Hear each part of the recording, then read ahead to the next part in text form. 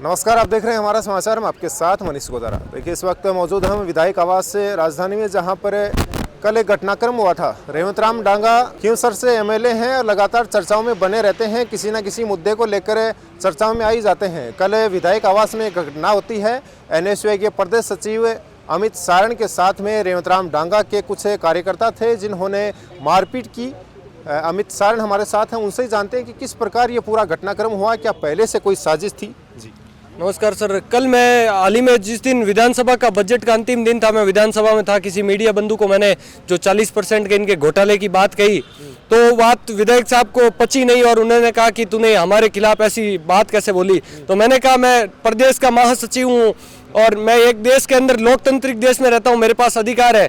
जब मैंने ये बात बोली तो कल मैं यहाँ विधानसभा में आया हुआ था, करीब 11 बजे यहाँ पहुँचा तो मैं किशनगढ़ से विधायक बड़े भाई साहब विकास जी के फ्लैट पे गया और 4th फ्लोर पे रेवंत राम डांगा का जो ड्राइवर था वो उस लिफ्ट में मौजूद था। तो वहाँ पे मेरे साथ उसने बदलूसुकी की। मैंने उस चीज़ को नज़रअंदाज करके गीताजी बरोड़ के फ्लैट पे मैं पहुँच गया। उसके बाद इनका जो सोशल मीडिया हैंडलर है सुरेंद्र सारण, उसने मेरे को फ़ोन किया कि कहाँ पे है। तो मैंने बोला मैं गीताजी बरोड़ के इधर हूँ। तो बोला कि नीचे आ या हमारे फ्लैट पर आ। तो मैंने कहा मैं फ्लैट पर नहीं, मैं नीचे आ रहा हूँ। जब मैं नीचे गया तो रेवंत राम डांगा का जो पोता है रविंद्र डांगा और उनका ड्राइवर और सोशल मीडिया हैंडलर जो सुरेंद्र सारण, इन्होंने और अन्य 7-8 लड़कों ने मेरे साथ आते ही पहले तो गाली गलौज की, जो सीसीटीवी में साफ तौर पर दिख रहा है और जो थाना अधिकारी सीआई मैडम ने भी देखा है और वो शाम तक सारे सीसीटीवी भी बाहर आ जाएंगे। तो इन्होंने जाते ही मेरे साथ मारपीट शुरू कर दी, थोड़ी गाली गलौज करके। मैंने वहाँ से अपनी जान बचा के मैं वहाँ से भागा था।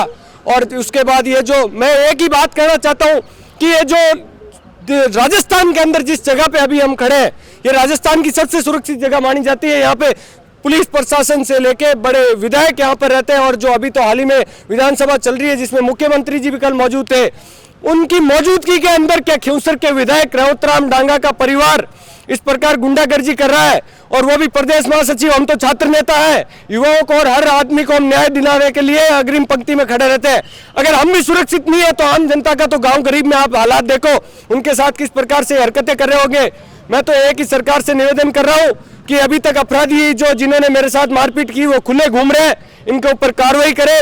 हम राजस्थान के एनएसयूआई राहुल गांधी जी के सिपाही है, हम डरने वाले नहीं। और मैं तो धन्यवाद दूंगा हमारे नागौर से सांसद महोदय हनुमान जी बेनीवाल साहब का, जिन्होंने हमारे एक आह्वान पे हमने भाई साहब को बात बताई कि भाई साहब हमारे साथ विधायक आवास में इस प्रकार से हरकतें हो रही है।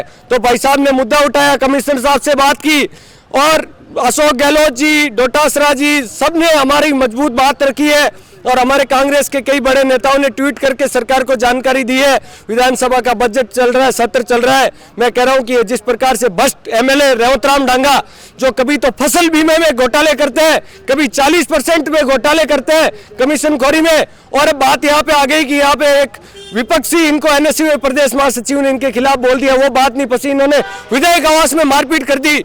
इन सभी लोगों से मेरे को पूर्ण रूप से खतरा है। मैं सरकार से निवेदन करूंगा मेरे को सुरक्षा मुहैया करवाई जाए और इनके खिलाफ रेवंत राम डांगा और इनके परिवार जो अपराधी है उनके विरुद्ध जल्द से जल्द कार्रवाई की जाए, नहीं तो एनएसयूआई बड़ा प्रदर्शन राजस्थान के अंदर करेगी। क्या कल आप विधानसभा में गए थे, किन मुद्दों को लेकर गए थे? क्या कोई विरोध प्रदर्शन करने गए थे? मैं विरोध प्रदर्शन करने नहीं गया था, मैं मेरी एक शिष्टाचार मुलाकात करने के लिए भाई साहब से आया था। यहाँ पे विधानसभा का सत्र चल रहा था तो मैंने सोचा यहाँ पे है तो मैं मुलाकात करके आ जाता हूँ, मेरा ये इंटेंशन था। तो क्या रेवंत राम डांगा के जो कार्यकर्ता थे या रेवंत राम डांगा का जो परिवार के सदस्य थे, उन्होंने की पहले कोई रणनीति थी आपके विरुद्ध कि आपके ऊपर हमला करेंगे? ये सब रणनीति है ना, साफ तौर पे रणनीति थी। मैं यहाँ पे आया, पहले तो उस जो ड्राइवर का उस लिफ्ट में मिलना इनकी पूरी सोची समझी साजिश थी। मैं ऊपर से इनके आवास में जहाँ पे रेवंत राम डांगा रहते हैं पीछे वाले ब्लॉक में, उसी में विकास जी भाई साहब का 8th फ्लोर पे फ्लैट है, तो पहले से उस रेकी करने के लिए उसको अंदर भेजा। जो इनका ड्राइवर था उसने मेरे साथ बदलूसुकी की।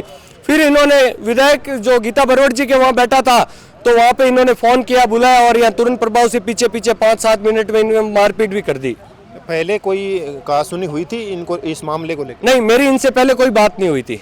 अब जो प्रशासन है उसका क्या रुख सामने आया? क्या उन जिन्होंने मारपीट की उनको पकड़ के कुछ पूछताछ की गई? अभी तक तो कुछ इन्होंने किया नहीं। अभी मैंने देखा है ये जो रेवंत राम डांगा का जो सुरेंद्र सारण करके ये जो सोशल मीडिया हैंडलर है, ये जस्ट अभी गेट के बाहर खड़ा था, अभी तक इन पर कोई कार्रवाई नहीं हुई है।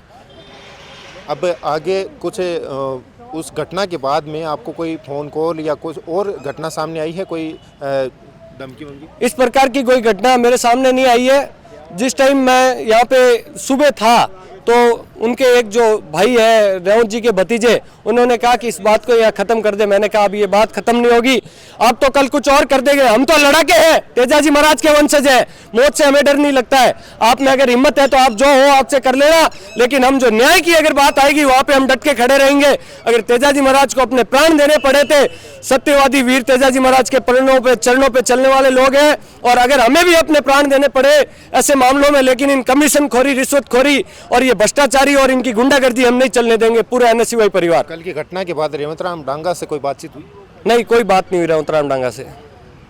तो देखिए, लगातार जो है रेवंत राम डांगा लगातार सुर्खियों में बने हुए हैं, कभी भ्रष्टाचार को लेकर, कभी मारपीट को लेकर। और कल राजधानी के जो विधानसभा के पास आवास हैं, विधायक आवास हैं, जहां पर सबसे सिक्योर एरिया माना जाता है, वहां पर एक एनएसयूआई कार्यकर्ता के द्वारा मारपीट की जाती है। बड़ा ही निंदनीय घटना यह है। आगे क्या अपडेट रहती है फिर दिखाएंगे, बने रहिए हमारा समाचार के साथ। नमस्कार।